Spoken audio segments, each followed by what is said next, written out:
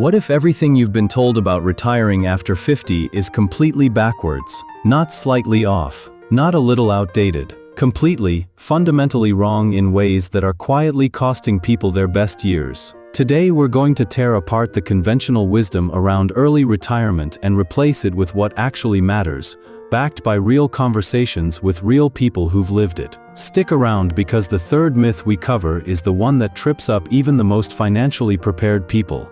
And by the end of this video you'll understand why. Let's start with the biggest lie the retirement industry has been selling you for decades. The idea that retirement is a finish line. You work hard, you save diligently, you hit some magic number in your account, and then suddenly life becomes beautiful. That is not how it works. People who retire thinking that way often find themselves lost within 6 months, not financially lost, emotionally lost, directionless, bored, and sometimes genuinely depressed. The problem isn't retirement itself. The problem is running away from something without knowing what you're running toward. If your entire identity has been wrapped up in your career for 30 years, and then you suddenly remove that anchor, you're not free. You're adrift. Here's what the research and real conversations with retirees actually show. The people who thrive after 50 aren't the ones with the biggest portfolios. They're the ones who retire toward something, toward purpose, toward connection, toward experiences they've been putting off. So, before you even think about the financial side of retiring early, ask yourself this question honestly. What does the day after retirement look like for you? Not the vacation, the Tuesday, 3 months in when there's nothing scheduled. If you can't answer that clearly, you have more planning to do, regardless of your savings balance. Now let's talk about the money, because yes, it matters enormously, and there are real traps here. The conventional thinking says you need to wait until your mid-60s because that's when government benefits kick in, that's when retirement accounts open up without penalties, and that's when you're supposed to be done. But here's the thing about that logic. The average American retires at 64 and lives to 77. That's 13 years. 13 years to enjoy the life you spent 4 decades building toward. Meanwhile, people who retire at 55 or even 50 can have 25 or 30 years of healthy, active, vibrant living ahead of them. The math of waiting makes absolutely no sense when you frame it that way. But here's what people get wrong about the financial side of early retirement. They obsess over accumulation and ignore the spending equation entirely. Your retirement number isn't just about how much you've saved, it's about how much you actually need to spend. These two things work together in a way that most people completely misunderstand. If you can bring your annual expenses down, your required nest egg shrinks dramatically. A common framework in the financial independence community is the 4% rule. Essentially, if your portfolio can sustain a 4% annual withdrawal, your money could theoretically last indefinitely, thanks to market returns and compound growth. So if you need $40,000 a year to live comfortably, you need $1 million portfolio. Need 80,000? You need 2 million. The number isn't fixed. It's directly tied to your lifestyle choices right now. This is where lifestyle creep becomes genuinely dangerous. Every dollar you add to your monthly expenses today isn't just $1. It's $25 you need in your retirement portfolio. Buy a car you don't need, upgrade to a bigger house for image reasons, add subscriptions and luxuries, because everyone around you seems to have them. And you're not just spending more money today, you're pushing your retirement date further and further into the future. And here's the painful irony of that trap. The older you get before you retire, the less physical ability you have to enjoy the things you've been waiting to do. That brings us to what older retirees consistently say they regret. And I want you to really hear this, because these aren't hypothetical concerns. These are people in their 70s and 80s looking back with clear eyes. The number one regret across the board is that they wish they had retired earlier. Not because they needed more leisure time, but because they had the energy and the health to do things in their 60s that they simply can no longer do in their 70s. The second most common regret? They wish they had spent more money earlier in retirement. Not saved more, spent more. Because the go-go years, Those early retirement years when you're still physically capable of adventure, travel, and active experiences, they don't last as long as people expect.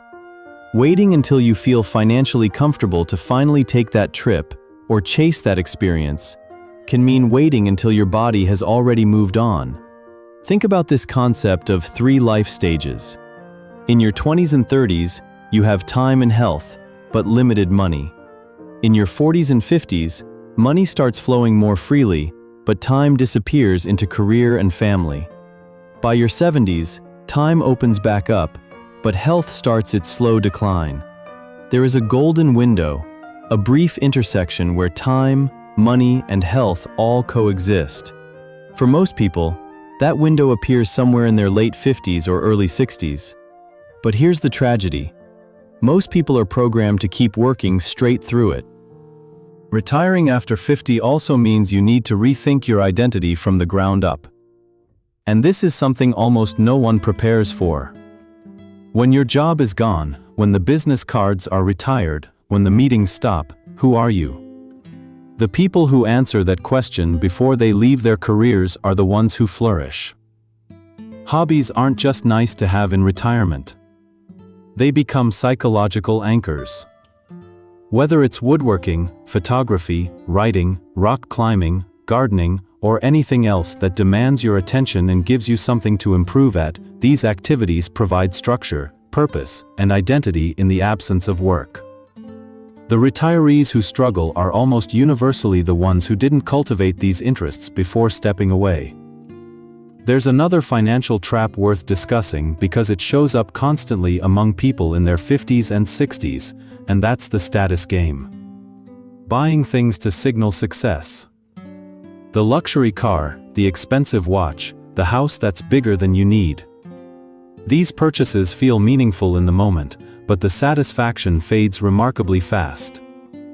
What doesn't fade is the financial cost. And when you understand that every unnecessary purchase is extending the amount of time before you can stop working, these decisions start looking very different. One useful strategy before making a big purchase is to rent the experience first. Want a luxury car? Rent one for a month. Want a boat? Charter one for a summer. You might discover the dream was better than the reality, and you'll save yourself from a very expensive lesson.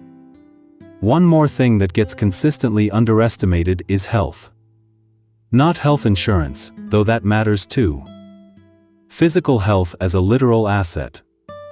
The people who invest in their fitness and mental well-being in their 50s are essentially extending their golden years forward. They're buying more time in that magical window where everything aligns. Strong bodies and clear minds in your 50s and 60s translate directly into more active, more fulfilling retirement years. The people who neglect their health and then retire with money in the bank often find they can't actually do what they saved for. That's the cruelest retirement regret of all. So here's the honest truth about retiring after 50. The financial math is achievable if you're willing to be intentional about your spending and your savings rate. The emotional readiness requires knowing what you're retiring toward, not just what you're leaving behind. The health equation means starting now, not when you're already in your final working years. And the timing question comes down to this. The money you're accumulating right now is supposed to buy you time. If you keep trading time to accumulate more money past the point of need, you've lost sight of what the whole exercise was actually for. Time is the only resource that cannot be replaced, cannot be compounded, and cannot be bought back. Every day you spend in a job you're ready to leave is a day subtracted from your golden window. The people at 78 who are full of regret aren't the ones who retired too early. They're the ones who waited until it was almost too late. Don't be them. Start building the life you want right now, because the clock on your best years is already running.